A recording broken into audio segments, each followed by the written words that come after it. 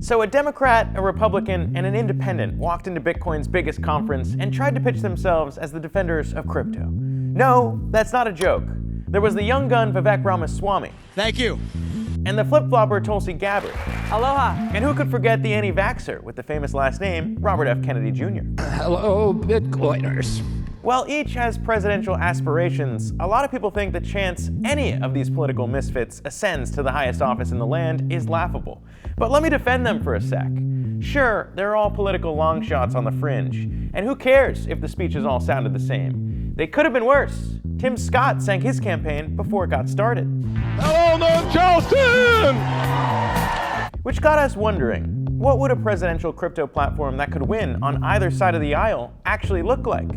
This goes to show that Bitcoin is not a topic that cuts across political lines, much as folks in Washington, D.C., in some cases are trying to politicize it. This week on Coinage, we're looking at how crypto is playing a growing role in presidential politics. Bitcoin 2023 just went down in Miami, which, if you haven't been, is the perfect blend of libertarian thought, serious policy proposals from elected senators, and wizards.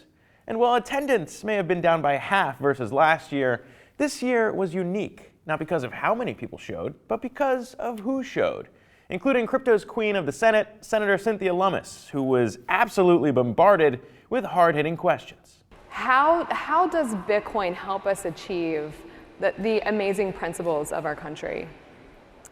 Well, thanks, Perry-Ann. Okay, so Bitcoin Miami is not where we expect to hear hard-hitting questions for elected officials. But this year, it was the place where unelected officials made their case for why they can be the president to finally defend crypto once and for all. But are these the politicians crypto needs, or just the ones that need crypto's fans the most? Because say what you will, but Bitcoiners at this conference are passionate. Yeah! Yeah! We're not selling! We're not selling! The conference attracted a number of presidential hopefuls, and those speakers wanted their audience to know one thing. They love Bitcoin. I want the Bitcoin community. As president, I will make sure that your right to hold and use Bitcoin is inviolable. This most essential piece of our identity as Americans is freedom.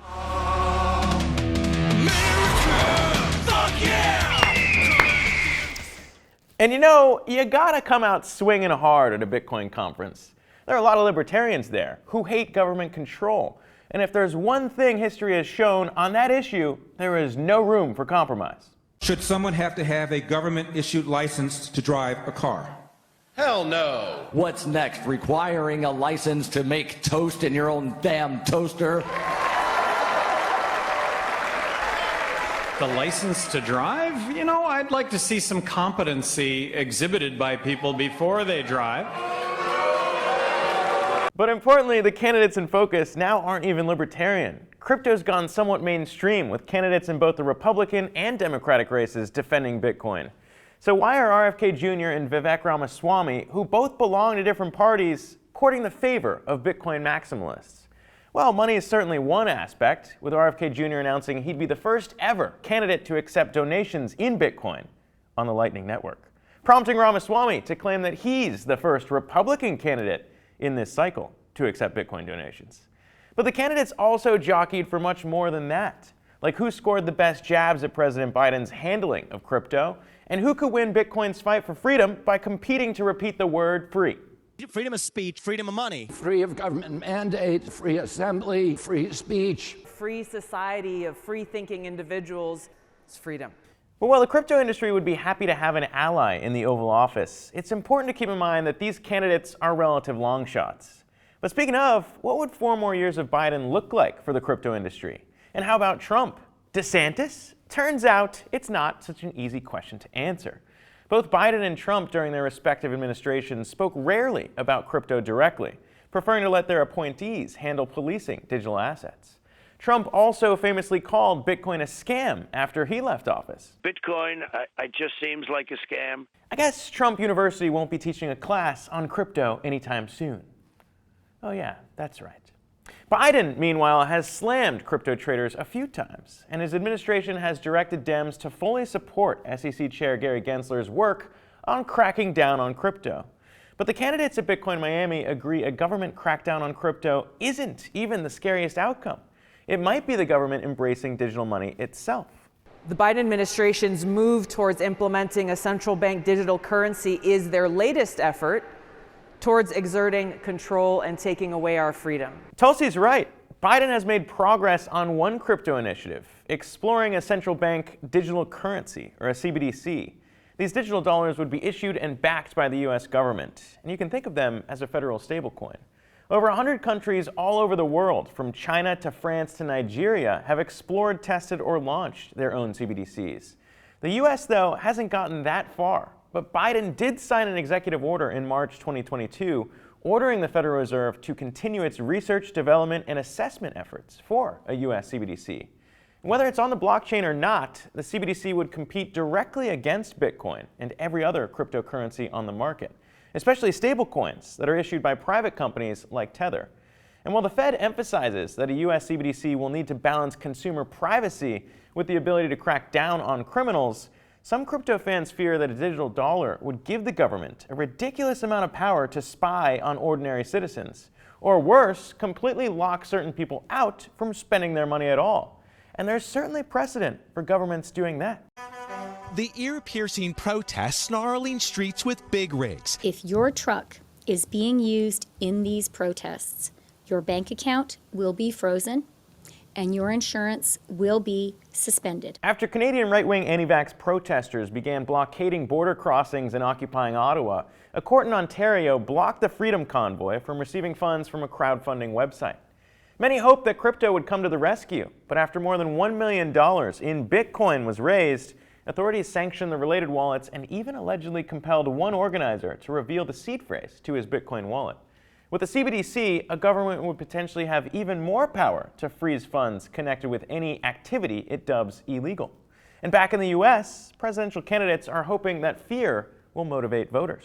A government that has the power to starve its citizens when they're disobedient will inevitably turn our entire country into serfs. But not every candidate is content to just warn us about the government's desire to transition. Did you just say transition? To a digital dollar. We're on offense in the state of Florida. We're making sure that your freedoms are protected against threats that may not even necessarily be here right now. Florida Governor, GOP presidential candidate, and notable meatball Ron DeSantis recently signed a bill that he claims would ban a CBDC in the state of Florida, though legal experts disagree on whether or not the law has any real teeth.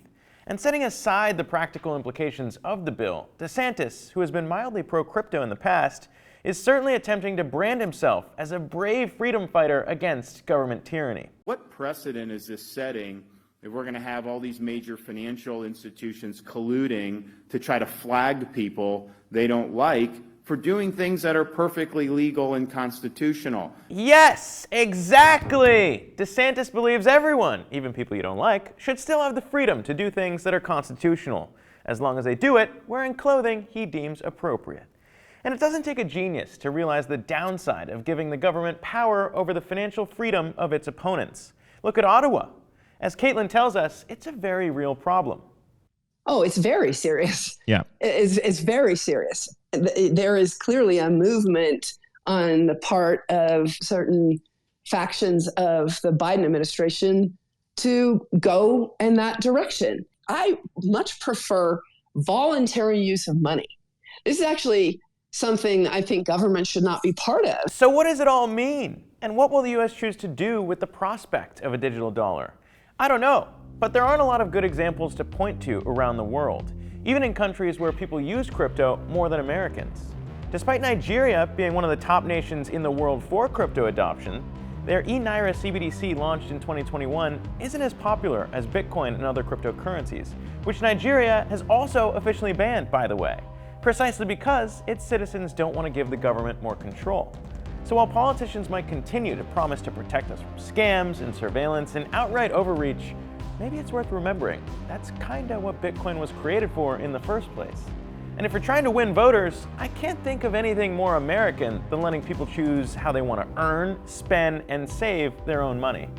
I'm Zach Guzman. This is Coinage. Like and subscribe, and remember, stay safe out there.